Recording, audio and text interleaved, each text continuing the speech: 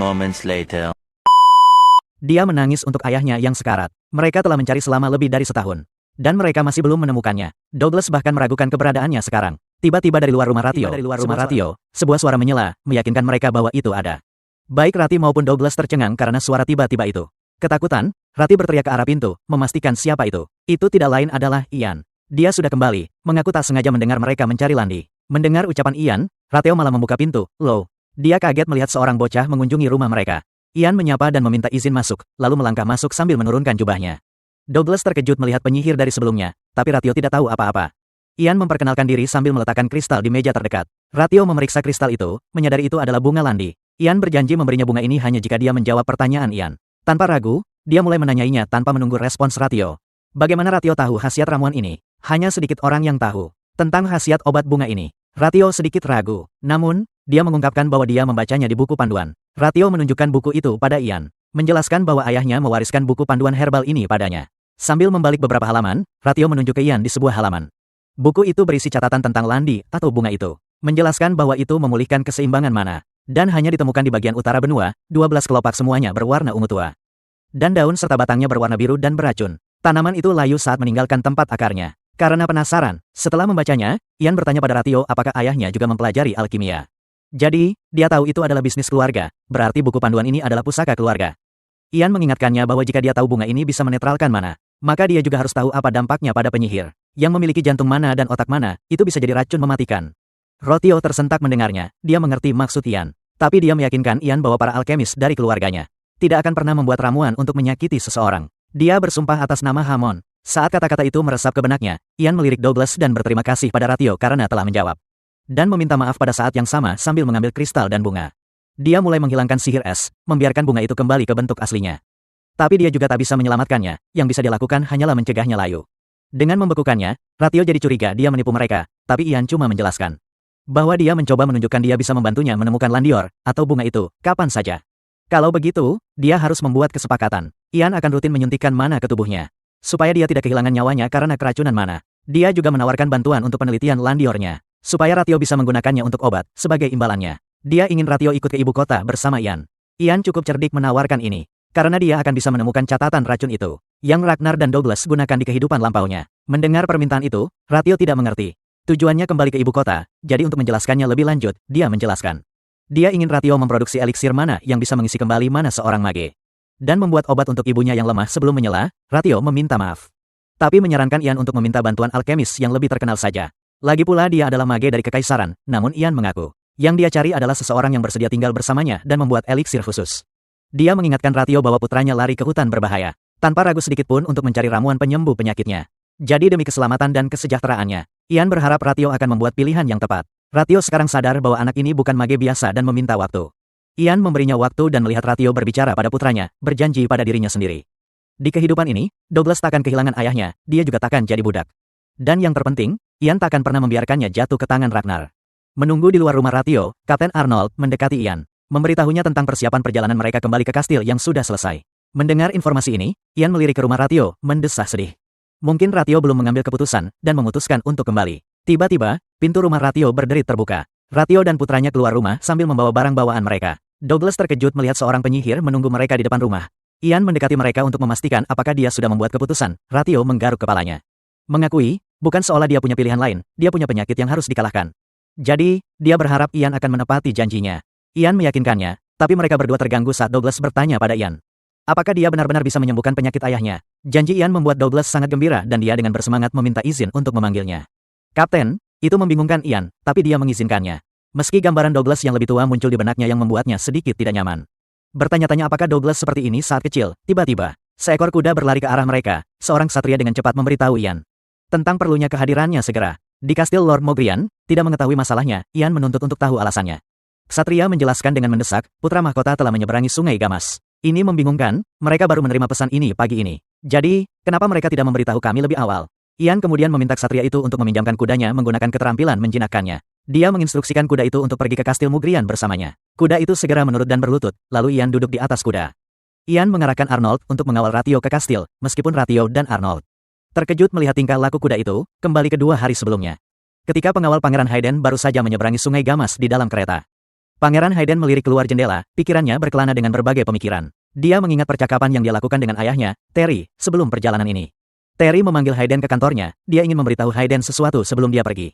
Dia mendengar bahwa Master Herbert sering menemui pangeran kelima belakangan ini. Banyak bangsawan cenderung mengikuti jejak Menara Gading. Dengan demikian, orang yang didukung oleh Kepala Menara akan mendapatkan dukungan dari para bangsawan itu.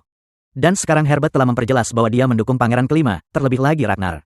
Pangeran kelima itu anak yang sangat cerdas, Terry yakin. Ragnar pasti akan memanfaatkan Tower Master untuk menarik banyak orang jadi sekutunya. Makanya, Hayden harus melakukan segalanya agar Ian Page bersumpah setia padanya. Terry mendesak putranya menjadikan Ian sekutu dan membangun fondasi sebelum Menara Gading ikut campur. Hayden merasa tertekan, dia gundah dengan tugas di depan mata. Mayor atau bukan, dia masih anak-anak. Apa gunanya Ian? Ya, ada puluhan penyihir di Menara Gading, tapi satu pun tak ada di pihak Hayden. Bertahun-tahun kemudian, Ian memanggil putri mereka, Johanna, memintanya mendekat. Johanna tersenyum cerah, berlari ke arah mereka sambil memanggil Ian, Papa. Amarah membara di matanya, berpikir.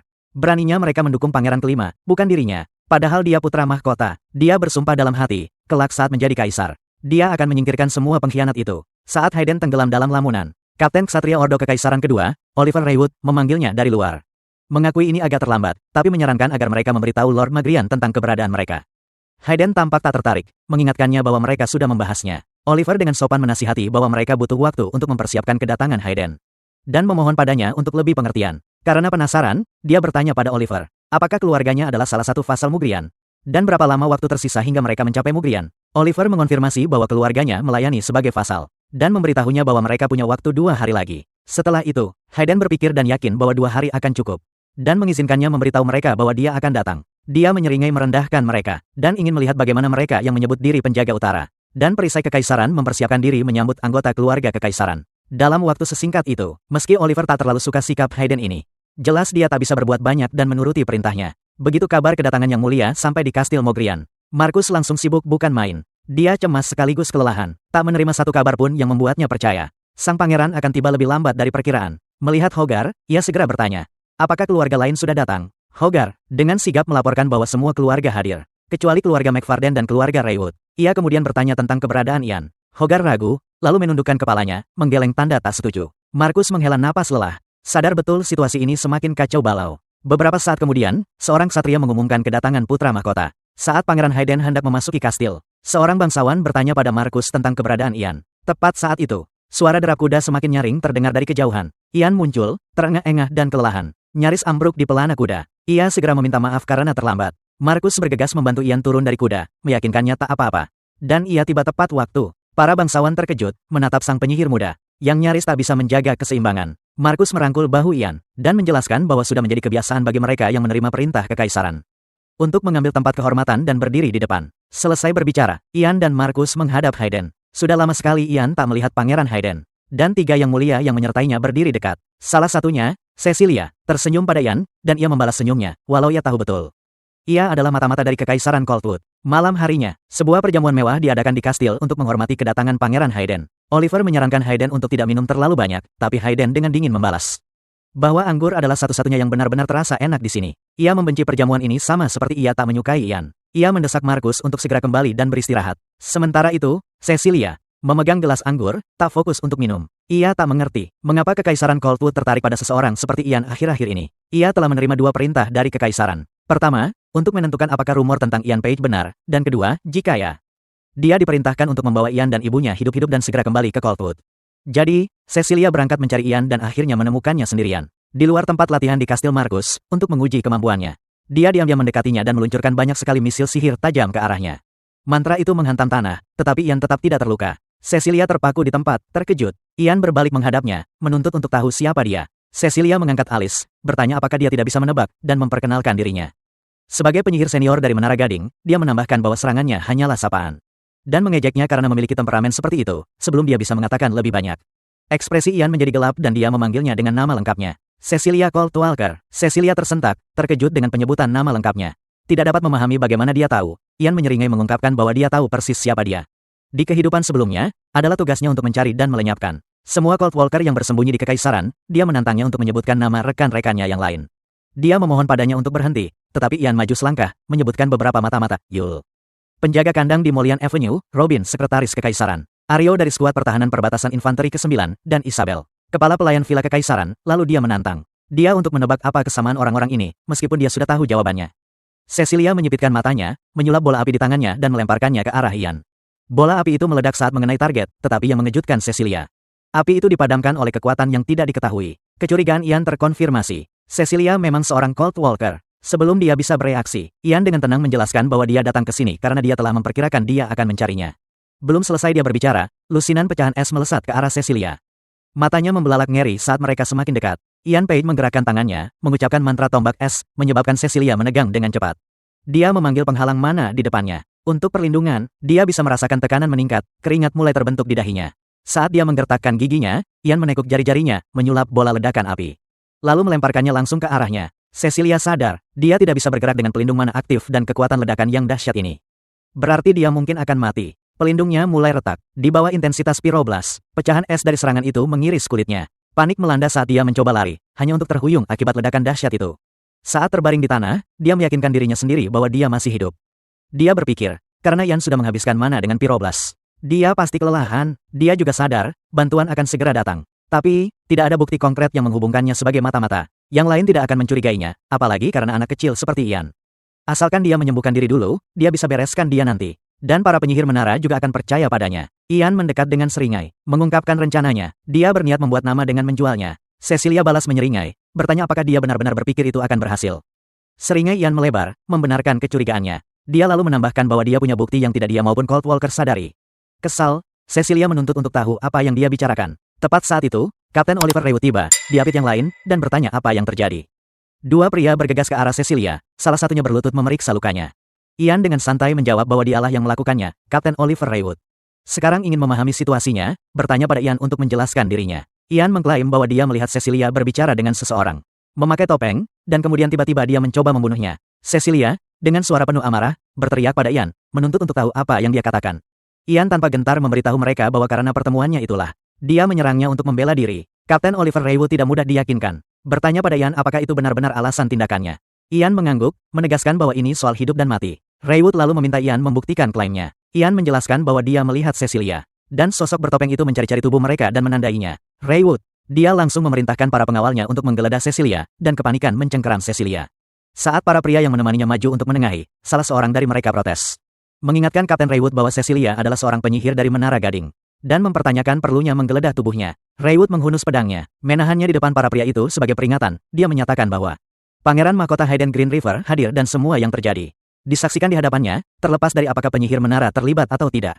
Mereka semua memiliki kewajiban untuk mengungkap kebenaran. Pria yang memprotes mengangkat tangannya menyerah, memohon pada Kapten Raywood untuk mengizinkan mereka menyembuhkan Cecilia terlebih dahulu. Sebelum melanjutkan penyelidikan, Raywood tanpa ragu-ragu, berbalik, menyatakan bahwa penyembuhan bisa dilakukan setelah pemeriksaan. Para penjaga wanitanya kemudian mengambil alih, memeriksa tubuh Cecilia. Setelah pemeriksaan selesai, Kapten Raywood bertanya kepada penjaga wanitanya, apakah mereka menemukan sesuatu yang mencurigakan pada Cecilia. Para penjaga melaporkan bahwa tidak ada sesuatu yang luar biasa. Kedua pria yang menemani Cecilia masih marah, berteriak pada Kapten Raywood, menuntut untuk tahu bagaimana dia bisa mencurigainya. Mereka bersikeras dia perlu segera disembuhkan. Raywood, bagaimanapun, mengalihkan perhatiannya ke Ian dan bertanya apakah dia berbohong. Ian menggelengkan kepalanya, menyangkal tuduhan itu. Kemudian dengan seringai dia mendekati Cecilia, meminta maaf dan menempatkan jari-jarinya yang bercahaya di belakang lehernya. Kelompok itu menyaksikan dengan kaget saat sebuah tanda segel mana muncul di tengkuk Cecilia. Penasaran, Cecilia melotot pada Ian, menuntut untuk tahu apa yang telah dia lakukan. Ian menyeringai lagi, mengungkapkan bahwa dia penasaran tentang apa yang dia lakukan dengan sosok bertopeng itu. Sekarang sepertinya, mereka telah memeriksa tanda ini. Pikiran Ian sejenak melayang kembali ke masa lalu, mengingat bagaimana Cold Walkers dikirim ke sekolah pelatihan dengan tanda seperti itu.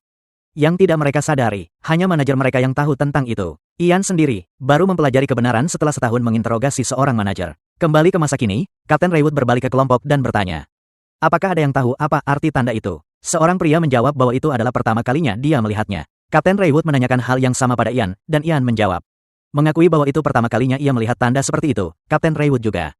Walau begitu, ia tak membiarkan ketidakpastian makna tanda itu menghalanginya. Ia sadar bahwa tanda itu sendiri tetaplah sebuah bukti. Ia memerintahkan Cecilia disembuhkan terlebih dahulu, dan berjanji mereka akan menginterogasinya sesudahnya. Ia menginstruksikan anak buahnya menyiapkan penjara mana, dan mereka mengiyakan perintahnya. Berpaling ke Ian, Kapten Raywood menambahkan, jika semuanya ternyata benar, Kaisar akan memberinya hadiah. Duduk di sofa, putra mahkota Hayden Green River meminta Kapten Oliver Raywood untuk mengonfirmasi apakah seorang anak seperti Ian benar-benar mengalahkan penyihir kelas 3 dari Menara Gading. Oliver Raywood mengonfirmasi pertanyaan itu.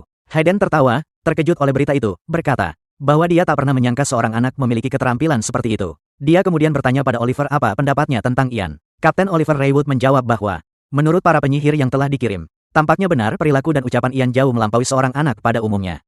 Hayden Green River tertarik, memberitahu Oliver bahwa dia yakin dia harus bertemu Ian dan berbicara dengannya secara pribadi sebelum menarik kesimpulan apapun. Dia kemudian memerintahkan Oliver membawa Ian kepadanya setelah beberapa waktu. Ian berdiri di hadapan putra mahkota Hayden Green River. Dia menundukkan kepalanya dengan hormat dan bertanya mengapa dia dipanggil. Hayden bangkit dari sofa, menatap Ian.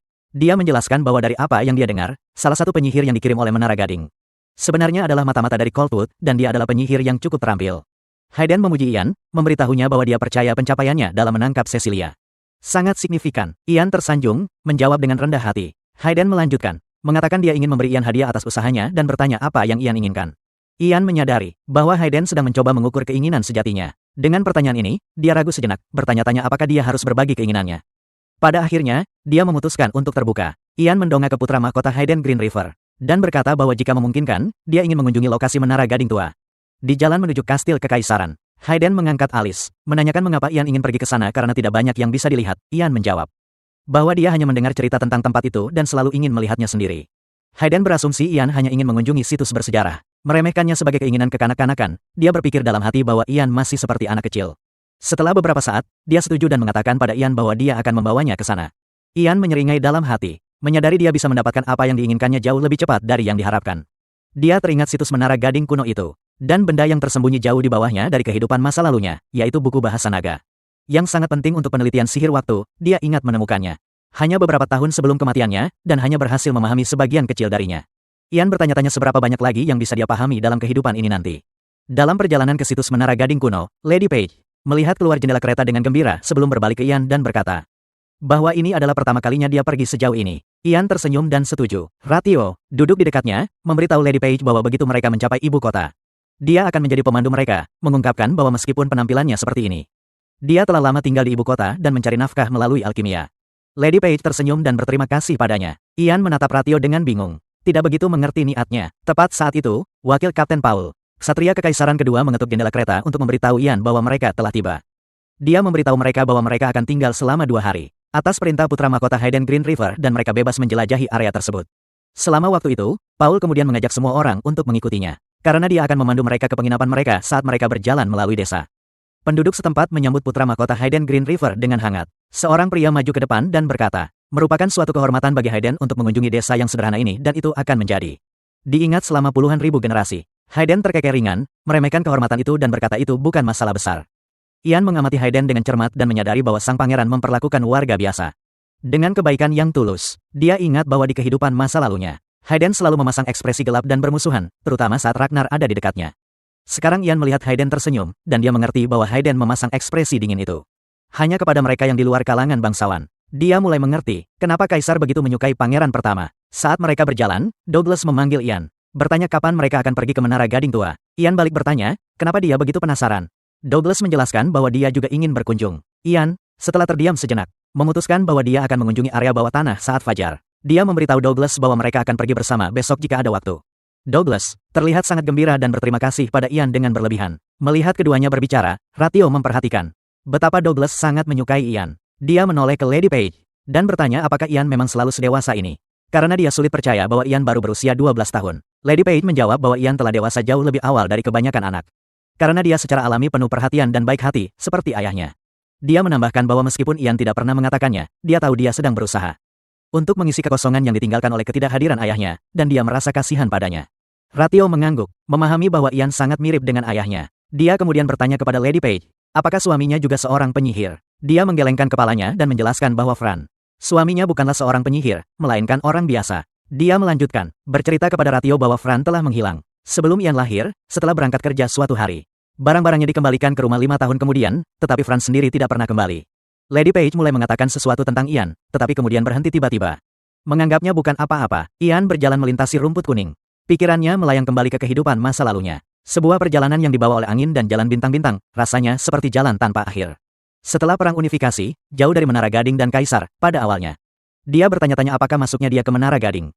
Saat itu hanyalah sebuah kebetulan belaka. Namun, segera dia menyadari itu bukan sekadar kebetulan, ada sesuatu yang membimbingnya menuju takdir itu.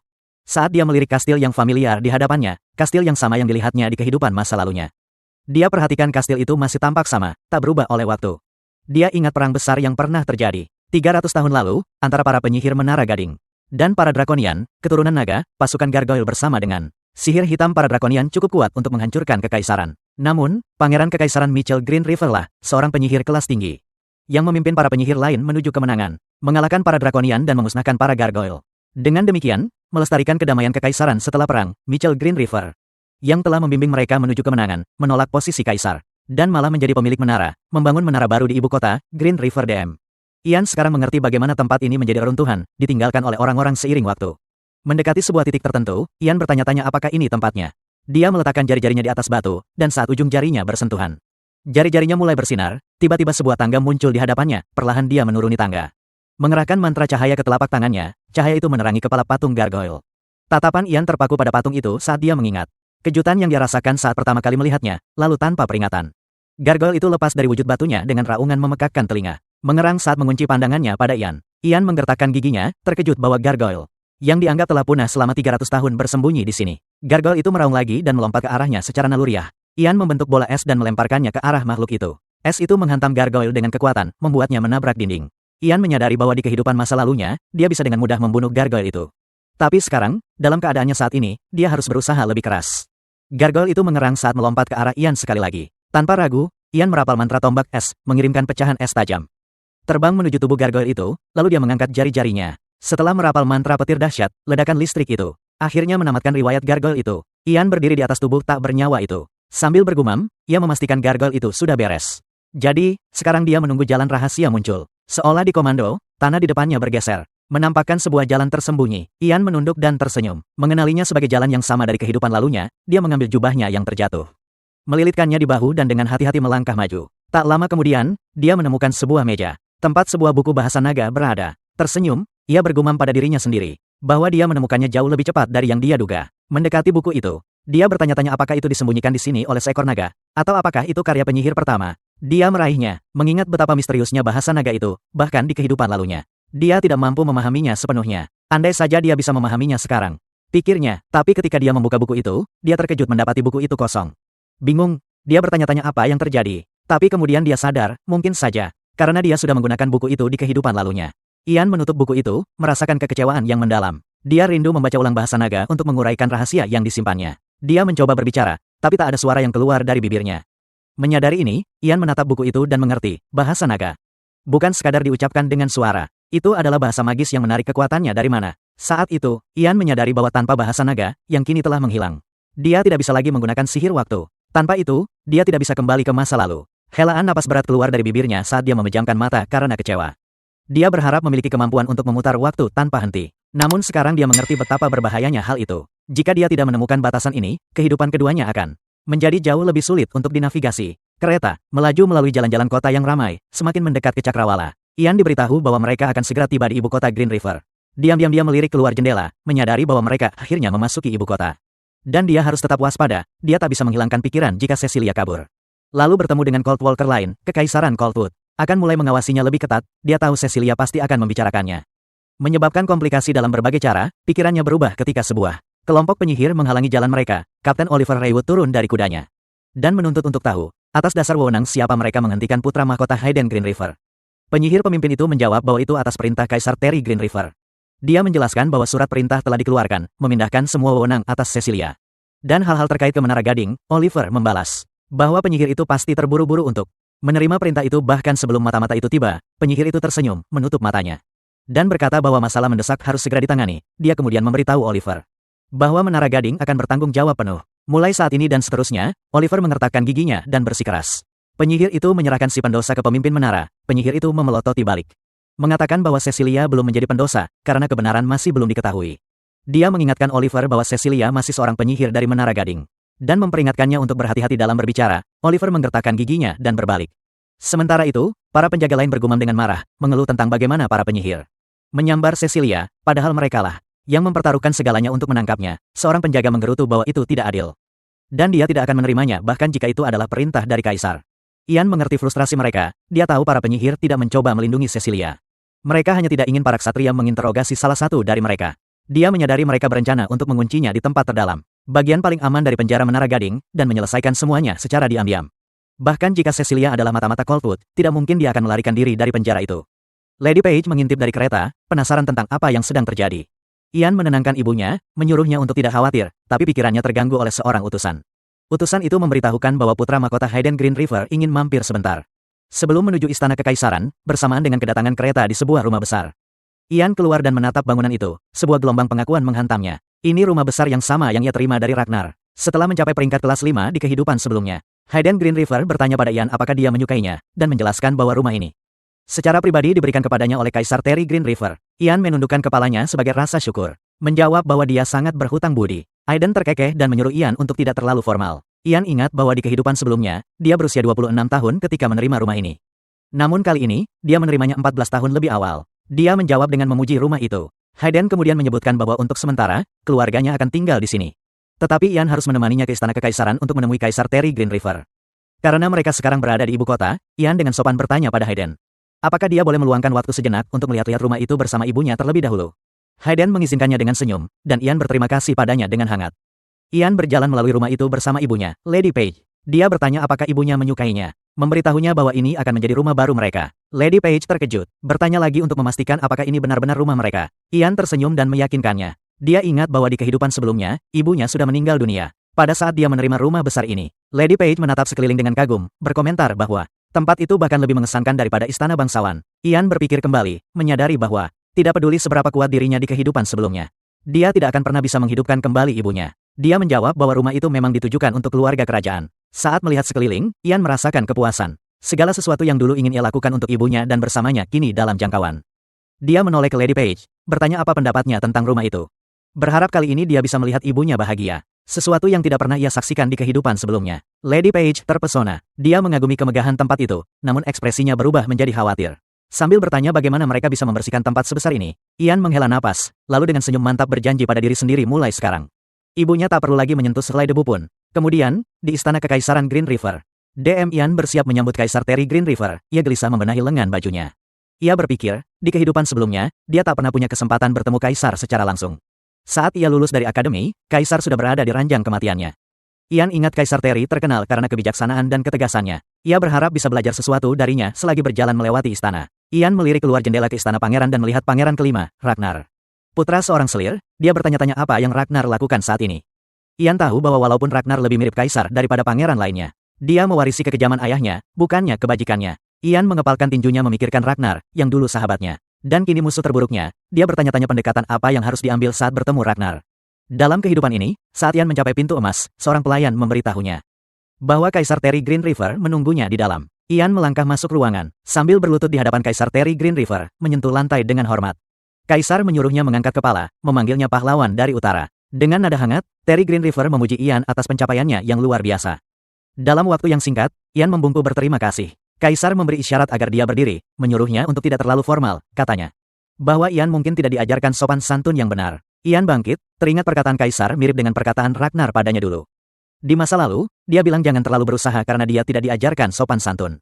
Terry Green River mengamati bahwa Ian telah berkembang pesat, sambil bertanya apakah dia menyukai rumah yang telah diberikan padanya. Menyebutnya sebagai salah satu rumah kerajaannya, Ian melirik putra mahkota Hayden Green River. Hayden melambai padanya sambil tersenyum. Ian diam-diam bertanya-tanya mengapa Hayden hadir bersama Kaisar. Sambil tersenyum dengan mata tertutup pada Kaisar, dia menjawab bahwa rumah mewah ini begitu megah. Dia tak pernah membayangkannya, namun Kaisar belum puas hanya dengan itu. Dia bertanya lagi apakah dia menyukainya atau tidak. Ian menjawab dengan yakin bahwa dia menyukainya. Menambahkan bahwa ibunya juga senang dengan itu, Kaisar bersandar dengan tangan bersedekap. Bertanya apakah Ian tahu mengapa dia mengirim Hayden untuk membawanya ke istana. Dan memberinya rumah mewah begitu dia tiba. Ian merenung apakah akan menjawab terus terang, karena bagaimanapun Ragnar, yang sangat mirip dengan Kaisar dalam banyak hal, lebih suka berbicara belak-belakan. Ian mempertimbangkan untuk berbicara jujur, tetapi akhirnya mengurungkan niatnya. Mengingatkan dirinya sendiri bahwa dia masih baru 12 tahun dan harus bertingkah seperti anak kecil. Ian menjawab dengan sopan, memberitahu Kaisar bahwa itu karena dia sedikit lebih berbakat dari yang lain, dan menurut desas-desus sihirnya lebih unggul dari kebanyakan orang. Kaisar mengangkat alis bertanya apakah Ian benar-benar percaya. Dia satu-satunya yang berpikir bahwa dia lebih berbakat. Mendengar ini Hayden Green River menatap Kaisar dan menahan diri untuk tidak mempertanyakan. Seorang anak seperti itu, Terry Green River mengalihkan pandangannya ke Hayden. Menyadari bahwa ini adalah pertama kalinya dia melihat putranya melindungi seseorang. Memahami bahwa mendukung Hayden adalah bijaksana, Kaisar mengalihkan fokusnya kembali ke Ian. dan menegaskan bahwa dia memang memanggilnya ke sini karena bakatnya. Kaisar melanjutkan dengan menyebutkan bahwa bahkan para ksatria dan penyihir telah memuji kemampuan Ian, dia juga mengakui peran Ian dalam mengungkap mata-mata itu. Dan menyatakan bahwa karena seorang warga kekaisaran telah membuat pencapaian seperti itu, sudah sepantasnya mereka diberi imbalan. Dia kemudian bertanya kepada Ian apakah ada sesuatu yang dia inginkan. Ian menyadari ini adalah kesempatan utama untuk mengamankan dukungan kaisar. Dukungan yang telah ia pertimbangkan selama beberapa waktu. Walau begitu, ia mengingatkan dirinya sendiri untuk meminta sesuatu yang cocok untuk anak-anak, bukan orang dewasa. Dia mendongak menatap kaisar. Dan dengan malu-malu berkata bahwa dia ingin menjelajahi istana. Kaisar tertarik. Bertanya apa yang dia maksud dengan menjelajah, Ian menjelaskan bahwa dia ingin berkeliaran dengan bebas di istana. Menunjukkan semua hal indah di dalamnya kepada ibunya, Aiden memperhatikan keingintahuan Ian. Tiba-tiba, seorang masuk dan memberitahu kaisar bahwa keinginan Ian sebenarnya adalah melihat menara gading tua. Ia menjelaskan bahwa Ian, seperti anak kecil lainnya, penuh rasa ingin tahu, yang mulia. Jadi, yang terbaik adalah mengizinkannya menjelajah. Ian tersenyum mendengar perkataan Hayden.